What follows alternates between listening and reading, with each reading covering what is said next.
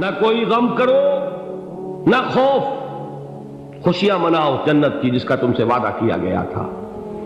اللہ کی ربوبیت پر اطمینان جب انسان کو ہو جاتا، میرا رب اللہ ہے، ربی اللہ، انسان کے لیے نہ کوئی کھٹکا، نہ کوئی خطرہ، نہ کوئی خوف، نہ کوئی حزن۔ جو کچھ ہو رہا ہے کس کے اذن سے ہو رہا ہے؟ اللہ کے اذن سے۔ اللہ کے اذن کے بغیر پتہ تک نہیں ہلتا۔ یہ کوئی اندھا بہرا مادہ نہیں ہے جس سے مجھے کوئی خوف ہو۔ اندھا بھینسا چلا رہا ہو اس سے تو ڈرنے کا ہر انسان کو ڈرنا چاہیے، نہ معلوم کس کو ٹکر مار دے۔ لیکن نہیں، اس کائنات کو چلانے والا ایک سمیع و بصیر خدا ہے، وہ جو میرا دوست ہے، میرا ولی ہے۔ اللہ ولی الذین آمنوا یخرجہم من الظلمات الی النور۔ اللہ اہل ایمان کا ولی ہے، ساتھی ہے، پشت پناہ ہے، مددگار ہے، حمایتی ہے۔ بتائیے جسے یقین ہو جائے کہ اللہ میرا مددگار، اللہ میرا محافظ، اللہ میرا پشت پناہ، اللہ میرا حمایتی، اس کے لیے کوئی خوف ہوگا؟ اس سے کوئی ڈر ہوگا؟ میں مثال دیا کرتا ہوں ایک بہت سادہ، پنجاب کے دیہات کی۔ تو بڑا چودھری ہے اور کوئی غریب کسان ہے۔ اس غریب کسان کے جانوروں کو ہر وقت اندیشہ ہوگا چوری کا، کوئی میری بھینس کھول کر نہ لے جائے، کوئی میرا بیل کھول کر نہ لے جائے۔ لیکن جس کے بارے میں یہ سب کو معلوم ہو کہ وہ جو بڑا چودھری ہے وہ اس کا دوست ہے، اس کی بچیا کو کوئی خوف ہوگا؟ اس کی بھینس پر کوئی ہاتھ ڈالے گا؟ اسے کوئی اندیشہ ہوگا؟ نہیں۔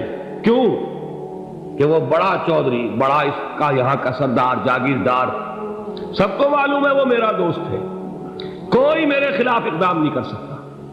اس دنیا میں یہ چھوٹی سی بات اگر آپ کے دلی اطمینان اور سکون کا باعث بن سکتی ہے تو ذرا تصور کیجئے۔ میں لفظ تصور استعمال کروں گا صرف اس لیے کہ اس کا ہم جس کو کہتے ہیں ادراک اور شعور کر نہیں سکتے، اگر کے ساتھ کر سکتے۔ اگر یقین ہو کہ اللہ میرا مددگار اور یقین ہو کہ اللہ ہر آن میرے ساتھ ہے، پھر کوئی خوف؟ کس کا خوف؟ کوئی شے اللہ سے بالا تر ہے؟ کوئی قوت اس سے زیادہ طاقتور ہے؟ کوئی اس کے ارادے کو بدلنے والا ہے؟ کوئی اس کی مشیت کے آڑے آنے والا ہے؟ یہی بات ہے جو حضور نے فرمائی، یہ ایمان کا حاصل ہے لب لباب، کہ دیکھو اچھی طرح اس بات کو ذہن نشین کر لو، اگر تمام انسان مل کر تمہیں کوئی نقصان پہنچانا چاہے نہیں پہنچا سکتے، مگر جو کچھ اللہ نے لکھ دیا ہو، اور تمام انسان مل کر تمہیں کوئی نفع پہنچانا چاہے نہیں پہنچا سکتے، مگر وہ شے جو اللہ نے طے کر دی۔ آپ پھر میں کہوں گا ذرا طاری کیجئے، اسے فرض کیجئے، اسے سوچئے۔ اگر اس حدیث پر ہمارا دل ٹھکا ہوا ہو تو کسی سے ڈر ہوگا؟ یہ مجھے نقصان نہ پہنچا دے، یہ میری رپورٹ خراب نہ کر دے، یہ میری انکریمنٹ نہ رکوا دے، یہ میرا یہ نہ بگاڑ دے، یہ میرا یہ نقصان نہ پہنچا دے۔ اس کا ڈر، اس کا ڈر، اس کا خوف، اس کی خوشامد، اس کے لیے جا کر طرح طرح سے اپنی عزت نفس کو ذلیل کروانا اس کے سامنے، یہ سب کچھ کیوں کرتا ہے انسان؟ جب سمجھتا ہے کہ اس کے ہاتھ میں میرا کوئی نفع ہے، اس کے ہاتھ میں میرے لیے کوئی ضرر ہے، یہ مجھے کوئی غضب پہنچا سکتا ہے، یہ مجھے کوئی نقصان پہنچا سکتا ہے، یہ میرا کوئی کام بنا سکتا ہے، یہ میری کوئی ضرورت پوری کر سکتا ہے، اسی کا نام شرک ہے۔ جہاں آپ نے یہ سمجھا کہ غیر اللہ کے اندر کوئی طاقت موجود ہے، وہی شرک ہے۔ بتوں سے تجھ کو امیدیں، خدا سے نو امیدی، مجھے بتا تو صحیح اور کافری کیا ہے؟ شرک تو یہ ہے۔ جس پر بھی تمہیں یہ خیال ہے، کلمہ ہے یہ کلمہ سوم، لا حول ولا قوت الا باللہ، ذرا اس پر دل کو کبھی اگر آپ تصور کریں، پھر فرض کریں، دل ٹھک جائے اس پر، کوئی طاقت نہیں۔ یہی بات تھی جو شیخ عبد القادر جیلانی رحمۃ اللہ علیہ نے اپنی وصیت میں اپنے بچے سے کہی۔ 11ویں دینے والے ہیں، لیکن حضرت شیخ عبد القادر جیلانی کی وصیت اور تعلیمات کو کتنے لوگ ہیں تم جانتے ہو؟ یہ جن مقامات تک پہنچے ہیں وہ کس چیز کی بدولت پہنچے؟ انہوں نے جو پیغام دیا وہ کیا تھا؟ اے میرے بچے، جس طریقے سے قرآن مجید میں حضرت لقمان کی نصیحتیں جو ہے نقل کر دی گئی ہیں، میں یہ عرض کروں گا بالفرض اگر قرآن حضرت عبد القادر جیلانی کے بعد نازل ہوا ہوتا تو شیخ عبد القادر کی یہ نصیحتیں بھی قرآن میں درج ہوتی۔ اتنی اونچی نصیحتیں ہیں۔ اے میرے بچے، اس حقیقت کو ذہن نشین کر لے، لا فاعل فی الحقیقت ولا مؤثر الا اللہ۔ اس کائنات میں نہ کوئی فاعل حقیقی ہے نہ مؤثر حقیقی ہے سوائے اللہ۔ کسی شے میں کوئی تاثیر نہیں اگر اللہ نہ چاہے۔ آگ جلا نہیں سکتی اگر اللہ نہ چاہے، پانی ڈبو نہیں سکتا اگر اللہ نہ چاہے، زہر ہلاک نہیں کر سکتا اگر اللہ نہ چاہے، کوئی چیز فائدہ نہیں پہنچا سکتی اگر اللہ نہ چاہے۔ تو در در پہ کیوں سر جھکاتے ہو؟ در در پر کیوں جبیں سائی کرتے ہو؟ سب کے سامنے کیوں ہاتھ پھیلاتے ہو؟ ایک اللہ سے مانگو، ایک اللہ کے سامنے زمین پر اپنی جبین رکھو۔ لا فاعل فی الحقیقت ولا مؤثر الا اللہ۔ نظر آتا ہے ہمیں کہ پانی پیاس بجھا دیتا ہے، پیاس بجھانے کی صلاحیت پانی میں نہیں ہے، اللہ کے اذن سے۔ کھانا بھوک مٹا دیتا ہے، بھوک مٹانے کی صلاحیت کھانے میں نہیں ہے، اذن رب میں ہے۔ دیکھیے یہی یقین تھا حضرت موسیٰ علیہ السلام کا واقعہ یاد کیجئے۔ سامنے سمندر آ گیا ہے، قوم دیکھتی ہے پیچھے کہ گرد و غبار کا طوفان ہے۔ معلوم ہوا کہ فرعون اپنے لشکر سمیت آ گیا۔ لشکر جب چلتا تھا تیز رفتاری کے ساتھ تو گرد و غبار کا جو طوفان اٹھتا تھا اس کا تصور کیجیے، اور لمحہ بلمحہ وہ قریب آ رہا ہے۔ پوری قوم نے کیا کہا؟ اے موسیٰ انا لمدرکون، اے موسیٰ ہم کو پکڑے گئے۔ قرآن مجید نے تو یہاں وہ باتیں نہیں لکھی ہیں، لیکن تورات میں یہ درج ہے کہ بنی اسرائیل جھگڑنے لگے، دست و گریبان ہو گئے موسیٰ کے ساتھ۔ موسیٰ نے یہاں مروایا لا کر، اس سے تو ہم ہی بہتر تھے، وہاں کھانے کو ملتا تھا، زندگی تو تھی، بیگار ہم کر رہے تھے، موت تو نہیں تھی۔ اب جو کچھ ہوگا اس کا تصور کرو، جس طریقے سے ہمارے ٹکڑے اڑائے جائیں گے۔ تو لڑ رہے ہیں حضرت موسیٰ علیہ السلام سے۔ یہ تورات کی تفصیل ہے، قرآن میں صرف اتنا آیا ہے، پریشان ہو کر انہوں نے کہا انا لمدرکون، موسیٰ ہم کو پکڑے گئے۔ اس وقت موسیٰ کا جواب کیا ہے؟ کلا ان معی ربی سیہدین، نہیں، میرے ساتھ میرا رب ہے، وہ راستہ دے گا۔ بتائیے کہاں راستہ نظر آ رہا ہے؟ یہ ہے ایمان بالغیب۔ راستہ نظر نہ آئے تب اللہ پر یقین ایمان ہے۔ جیب میں پیسے ہوں اور تب دل کو اطمینان ہے تو ایمان کس پر ہوا؟ پیسے پر، اللہ پر نہیں۔ جب وسائل و ذرائع نہ ہو اور پھر یقین ہو کہ اللہ مسبب الاسباب ہے، وہ اسباب کا پابند نہیں ہے، وہ اسباب کا محتاج نہیں ہے، اسباب اس کے محتاج ہے۔ اگر یہ یقین ہے تو اللہ پر ایمان ہے، یہ نہیں ہے تو تمہارا ایمان اسباب پر ہے، وسائل پر ہے، ذرائع پر ہے، مادیات پر ہے، اللہ پر نہیں۔ اس وقت کہاں راستہ تھا؟ کوئی راستہ تھا؟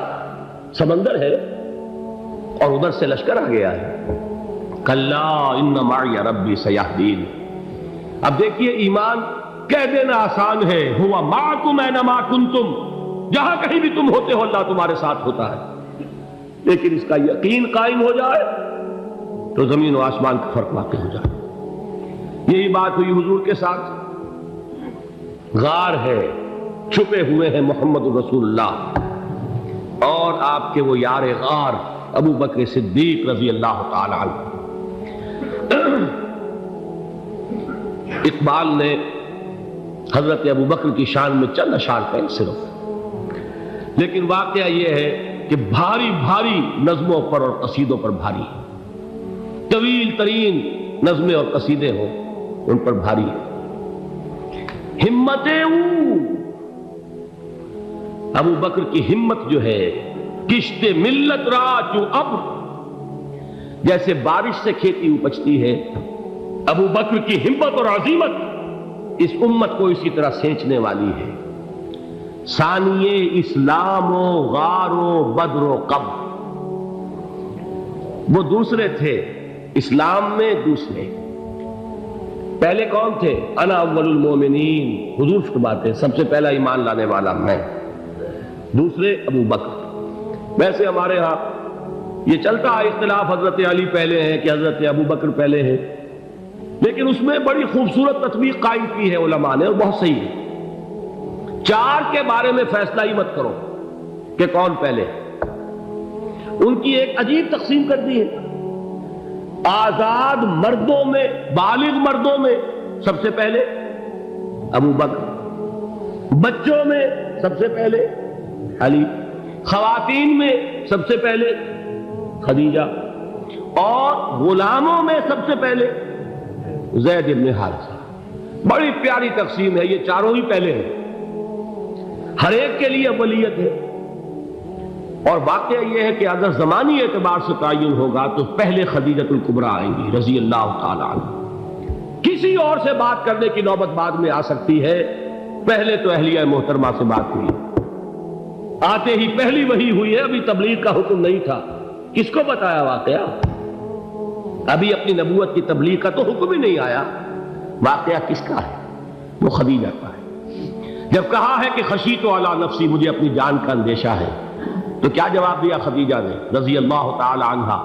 وہ صدیقۃ الکبریٰ ہے، صدیقات جو ہے خواتین ان میں چوٹی پر خدیجۃ الکبریٰ ہے رضی اللہ تعالی عنہا، اور صدیق جو مرد ہیں ان میں صدیق اکبر ہے ابو بکر صدیق رضی اللہ تعالی عنہ، لیکن صدیقات میں چوٹی پر۔ جب حضور نے فرمایا خشیت علی نفسی، کیا فرمایا، کیا عرض کیا، کیسے تسلی دی؟ نہیں نہیں، اللہ آپ کو ضائع نہیں کرے گا، آپ غریبوں کے ہمدرد ہیں، آپ مساکین کے تکالیف رفع کرنے والے ہیں، آپ بیواؤں کی سرپرستی کرتے ہیں، آپ مسافروں کی خدمت کرتے ہیں، اللہ آپ کو ضائع نہیں کرے گا۔ یہ یقین ہے اس خاتون کے اندر۔ خیر وہ ایک علیحدہ بات ہو جائے گی۔ میرے دل پر حضرت خدیجہ رضی اللہ تعالیٰ عنہ کی شخصیت کا بڑا گہرا نقش ہے، جو وہ کوئی اور ہی وقت اور موقع ہوا تو بیان ہوگا۔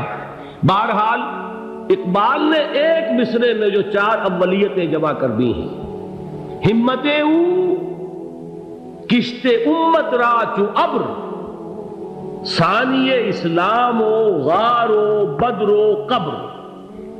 اسلام میں حضور کے بعد پہلے کون؟ ابو بکر۔ غار میں حضور کے ساتھ کون؟ ابو بکر۔ بدر کی رات اللہ کا رسول سربسجود وہ جھاڑ، وہ گھاس پھوس کی جو جھوپڑی بنائی گئی تھی، اور وہاں تلوار ننگی لے کر پہرا دینے والا کون؟ ابو بکر۔ اور اس حجرہ عائشہ میں محمد کے بعد سب سے پہلے دفن ہونے والا کون؟ ابو بکر رضی اللہ تعالی عنہ وصلی اللہ علیہ وسلم۔ وہ جو معاملہ میں سنا رہا تھا غار ثور کا، حضرت ابو بکر بھی حضور کے خیال سے لرز گئے ہیں۔ آپ کو یاد ہوگا کہ جا کر پہلے تمام جتنے سوراخ تھے انہیں بند کیا ہے، ایک سوراخ رہ گیا تھا جس کو بند کرنے کے لیے کوئی کپڑا نہیں تھا، وہاں اپنی ایڑی رکھی ہے، تب کہا ہے حضور سے تشریف لائیے، اور اپنے زانو پر حضور کو لٹایا ہے، اور وہاں کسی موذی جانور نے کاٹا ہے، حضور کی آنکھ لگ گئی تھی، اس وقت اس بل کے اندر جو بھی بچھو ہے کیا ہے واللہ عالم، اس نے کاٹا ہے، اس کی تکلیف کی وجہ سے ابو بکر کی آنکھوں سے آنسو ٹپک گئے، حضور کے چہرے مبارک پر پڑے ہیں، تو حضور جاگے ہیں، معاملہ کیا ہے؟ ایڑی نہیں ہٹائی وہاں سے، مبادا وہ جانور وہاں سے نکل کر محمد الرسول اللہ کو کوئی گزن پہنچا دے، ابو بکر کی ایڑی ہے، جس طرح چاہے کھا لے، ختم کر دے، جان نکل جائے تب کوئی آنچ آئے، محمد پر تو آئے، لیکن جیتے جی نہیں۔ وہ ہے ابو بکر۔ حضور کے خیال سے اس وقت حضور نے پھر اپنا لعاب دہن لگایا ہے، اور اس سے پھر آپ کی تکلیف ختم ہوئی۔ جیسے خیبر میں حضرت علی کی آنکھ دکھ رہی تھی، اس کو جو شفا حاصل ہوئی ہے وہ بھی حضور کے لعاب دہن سے ہوئی۔ تو بہرحال اس وقت انہوں نے کہا ہے کہ اے نبی یا رسول اللہ، اگر اس وقت ان میں سے کسی نے غیر ارادی طور پر بھی اپنے قدموں کی طرف جھانک لیا تو پکڑے جائیں گے، کیا جواب تھا اللہ کے رسول کا؟ لا تحزن ان اللہ معنا، اللہ ہمارے ساتھ ہے، کیوں گھبراتے ہو ابو بکر؟ یہ ہے ایمان باللہ، میرا مالک اللہ، میرا رازق اللہ، میرا محافظ اللہ، میرا مددگار اللہ، میرا پشت پناہ اللہ، میرا دوست اللہ۔